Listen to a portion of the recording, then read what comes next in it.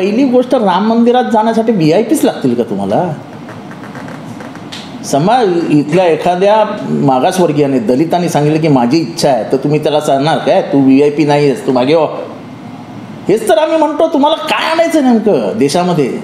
देशामध्ये सर्वांना मंदिरं उघडी करणारे बाबासाहेब हवेत की मंदिराचे दरवाजा लहान करून फक्त VIP, अमुक हे तमुक हे?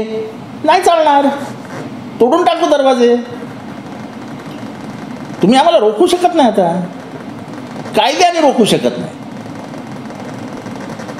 राम मंदिर ही कोणाच्याही बापाची जागीर नाही आणि राम हा तुमच्या मालकीचा नाही.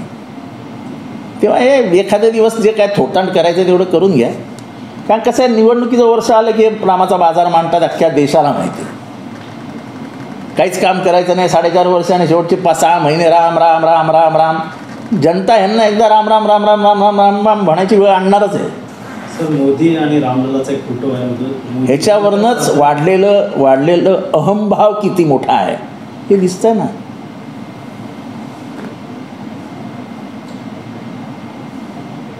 अहम ब्रह्मास्मी असं मराठीमध्ये आपल्या साहित्यामध्ये लिहिलेलं आहे ना.